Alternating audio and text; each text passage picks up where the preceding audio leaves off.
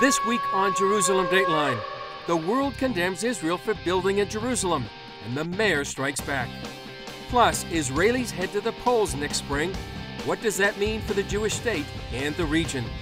And Julie Stahl talks with a Muslim woman speaking out against honor killings. And American beauties experience the wonder of Jerusalem.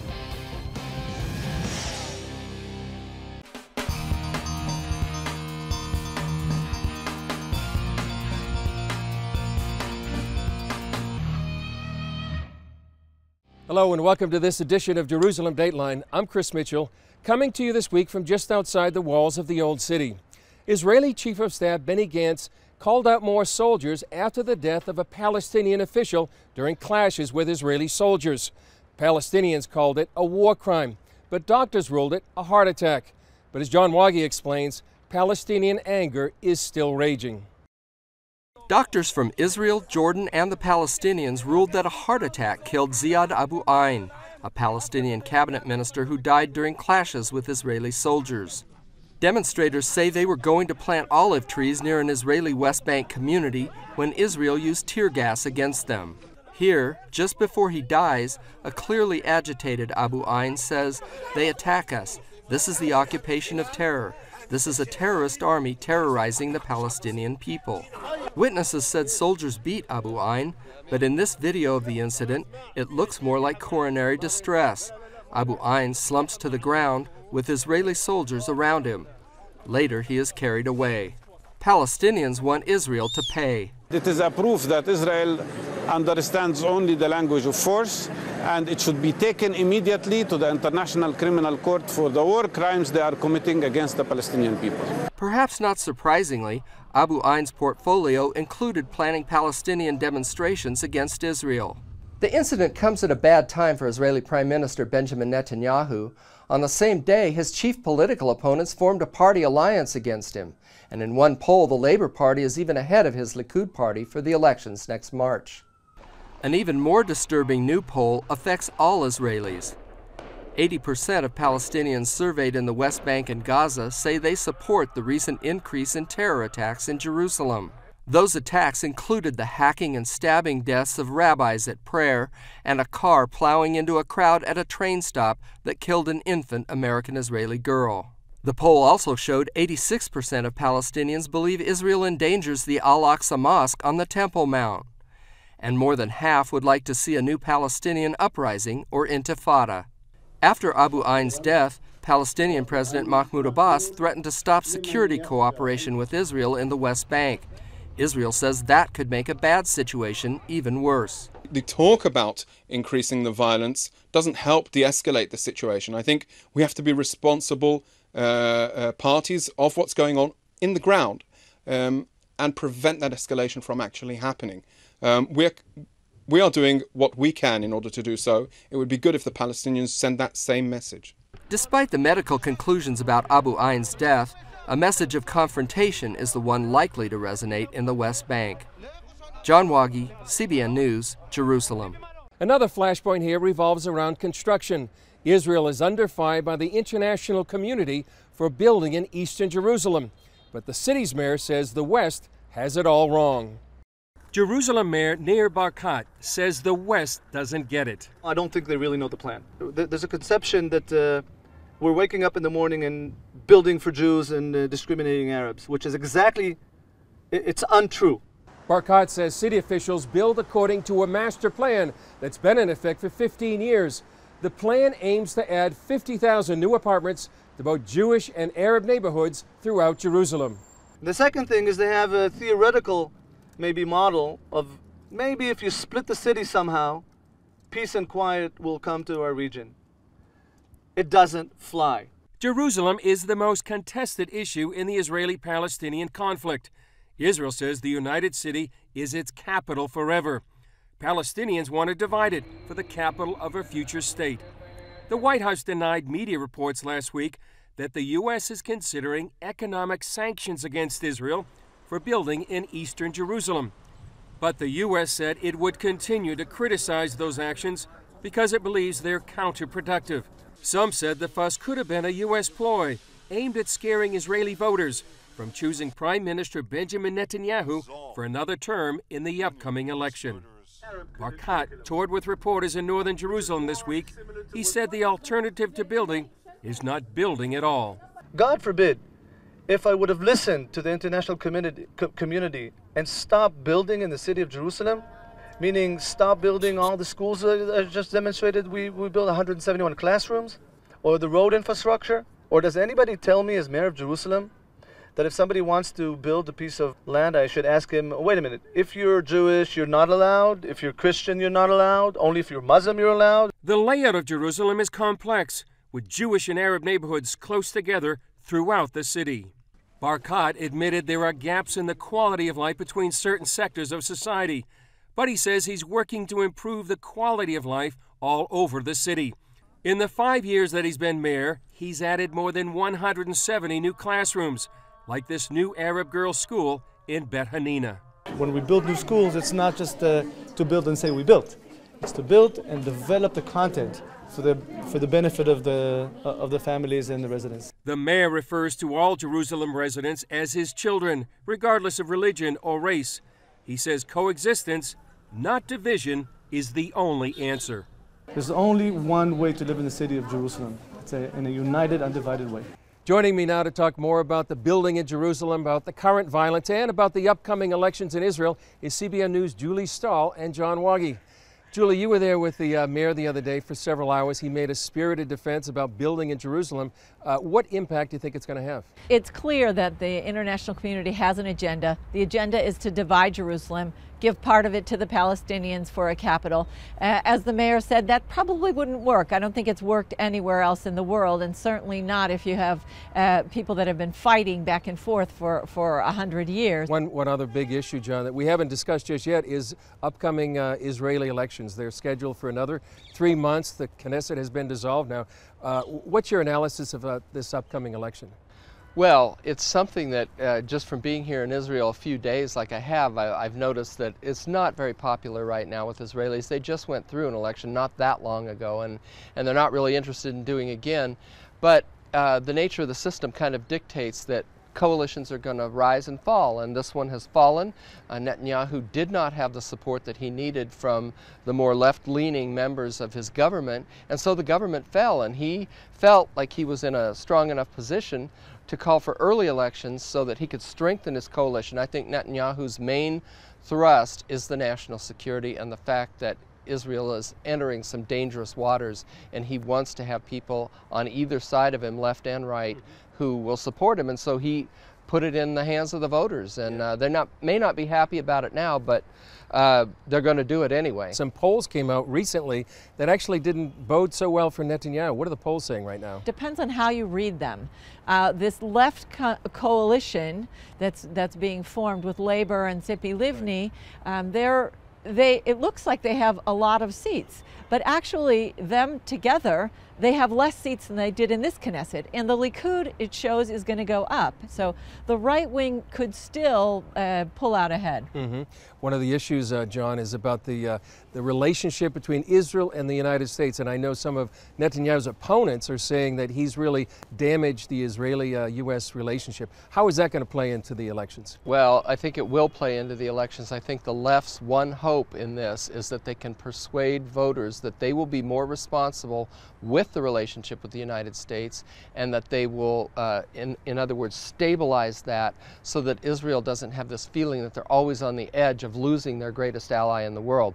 I'm not sure that's going to work. I think that Netanyahu has bent over backwards. We've seen poll after poll of the last 6 years of the Obama administration that shows Israelis are not happy with what the Obama administration stands for, how they've treated Israel, how they've treated Netanyahu. And I think over the long haul, as much as Obama may try and help get another prime minister elected, I'm not sure he's going to do much to make that happen, and I think the Israeli voters are going to vote their own concerns when it comes to March 2015. And we talked about this before, Jordan. What's at stake in this election? Well, I think Israel's national security is paramount. Even as all these politicians campaign and fight each other and get nasty within Israel, Iran is spinning its centrifuges and it's making progress toward a nuclear weapon, something that Netanyahu's been very articulate about for years.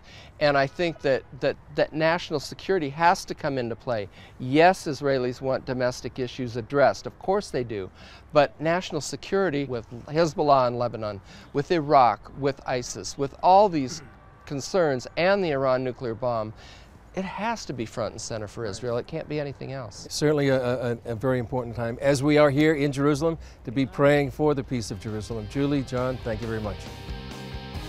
Up next, Scott Ross talks with author Yossi Klein Halevi about the reunification of Jerusalem.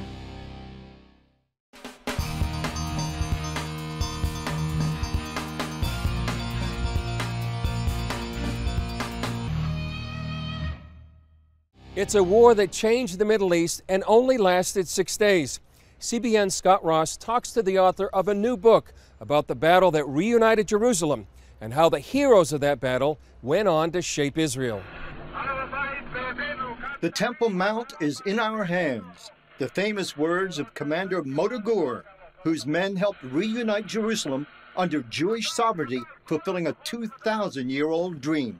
This book is really a story of an Israeli band of brothers, young Israeli men who gave the Jewish people their greatest victory, I would say, in history. I spoke with American-born Israeli Yossi Klein Halevi about his book, Like Dreamers, the story of the Israeli paratroopers who reunited Jerusalem and divided a nation. Halevi took me to the Mount of Olives overlooking the Old City, where Motor commanded his troops. The paratroopers came to this spot on the morning of June 7th, 1967.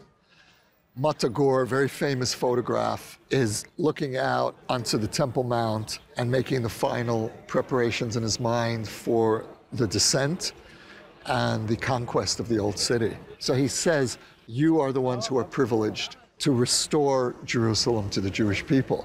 We retraced their steps to Lion's Gate of the Old City. This is the gate that the paratroopers, the Israeli soldiers, entered on June 7th, 1967. And then when they reached the Temple Mount, the famous words of Motor, the commander of the paratroopers, were, the Temple Mount is in our hands. And they find the wall, and there are these incredibly emotional scenes of battle-hardened paratroopers weeping at the wall. Halevi personalizes the history of Israel since then through the eyes of 6 such dreamers. I felt that what was missing in the way people relate to the story of Israel was that personal connection. And I always wondered, you know, what happened to the guys who liberated the Western Wall in 1967? And it was very important for me to tell the story of the whole people of Israel, because the way that I understand the Jewish people is that we're a family. It took Halevi 12 of his 32 years in Israel to write the book. One of my characters, Arik Achmon, starts off as a boy living on one of these socialist, radical socialist kibbutzim. He fights the trade unions, and he creates the first privatized company in the state of Israel and opens the way to the high-tech free economy that we have today. One became known as Israel's Bob Dylan, and another started the settlement movement in Judea and Samaria. Halevi says his book tries to show the struggle within the Israeli soul over making peace with the Palestinians and dividing Jerusalem. In my neighborhood, I've got Jewish neighbors, I've got Arab neighbors, in the same neighborhood, in the same building. Now, how do you separate that? How do you divide a city without, God forbid, destroying it? For people from my worldview and my Christian view, we take very seriously the psalmist when he says, pray for the peace of Jerusalem. May they prosper who love you. Yes. As you sit here and as we look at this, how do you pray for this city? I pray that I personally should be worthy of living here, of holding this story at this moment. I pray that the people of Israel will be worthy of this story. I pray for our strength. I pray for our generosity of spirit. I pray that we be protected from hatred, that our hearts be open to love all the people of this land and all those who turn toward the city with hope. And I pray for all of us and That's my prayer. Coming up, Julie Stahl talks with a brave woman speaking out about the abuses of family honor.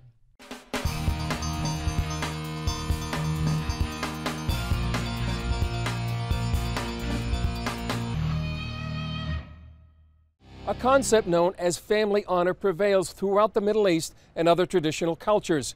It especially affects women, who can be beaten or even killed for shaming the family honor. Julie Stahl sat down with one woman who's speaking out about the horrors these women face and what can be done to help them. Raheel Raza, welcome to Jerusalem Dateline. Thank you. So tell us a little bit about what you actually do and maybe the women that are in need. Well, my work is in human rights, but I've focused my work on Muslim women because I am one. And living in the West, it's really important because when I first came, the image of Muslim women was, you know, covered from head to toe with hardly any voice at all. So it is important to speak out. And then 2 years ago, I was approached by the producer of Honor Diaries to say that this is an idea of bringing other activist women together to speak out. And what kind of a response have you gotten from the Muslim world and from the Western world? In both cases, I would say it's been phenomenal. So for Westerners, it's really shocking in many ways because they say we had no idea this is happening here. We've had not as many screenings in the Muslim world as, of course, we would like, but wherever we can. So we've had screenings in Cairo, in Tunis, in Pakistan, and those people who have seen it have responded very positively in the sense that, yes, finally someone's speaking out. I read on the internet a quote from you that you are on a list of the 10 most hated Muslims in the world, and you're number 6, and you hope you get to number 1. Well, that's basically just a way of saying that obviously something I'm doing is right because it is rankling the extremists. You know, it is getting to them. When you start getting death threats and fatwas and hate mail, it means that there is a reaction. We have an appalling lack of leadership in the majority Sunni world, in the Muslims. And that is something that is part of the problem. You have people like ISIS and Al-Qaeda coming in saying, you know, that they want to be the leaders, and they are so anti-women, and their whole attitude and behavior towards women is inhuman, barbaric. This is an ideology that has been promoted from Saudi Arabia on the backs of billions of petrodollars. It is a dogmatic ideology prone to violence. It is the politicization of my faith. You know, I am a practicing observant Muslim, and I grew up in a culture in Pakistan where religion was not thrust down our throats, and it was a very different atmosphere as it is now. But in the last 30 years, we've seen the rise of this dogma, this ideology, which is very violent in nature and wants to control the world. Oftentimes when people speak out against radical Islam, and they're called Islamophobes, how do you counter that? Very simply, by saying that speaking the truth should never be labeled as Islamophobia. Islamophobia is a term that has been coined by the Islamists, the Islamist organizations, to deflect any discussion or debate about the issue of radicalization. And it's been very successful because people are scared and they back off and they shut up. Are you involved at all in speaking out about the growing Christian persecution from radical Islam, from ISIS? There's been a lot of... Absolutely. Yeah. My organization, the Council for Muslims Facing Tomorrow, which is based in Toronto, was created 2 years ago, has an advisory board in which we have people of many different faiths. And when there was a rise in the persecution of Christian minorities, both in Pakistan as well as through ISIS, we had a demonstration outside Queen's Park, which is our seat of government in Toronto. And we spoke out, we invited members of the government, we got support from the Canadian government. And in my writing, in my work, we have very clearly indicated that we are totally against any persecution of minorities. Now if someone wants to do something to help the the plight of Muslim women or persecuted Christians even, what can they do? They can, join petitions. They can lobby. If, people want, they can get in touch with us. Our organization is very active in it, and, our website is muslimsfacingtomorrow.com. Or in terms of women's rights, they can get in touch with Honor Diaries. In fact, if they go to the Honor Diaries website, there is a call to action. Thank you very much for joining us on Jerusalem Dateline. It's a pleasure. Thank you so much for having me. Up next, how the beauty of Jerusalem affected these beauties of the world.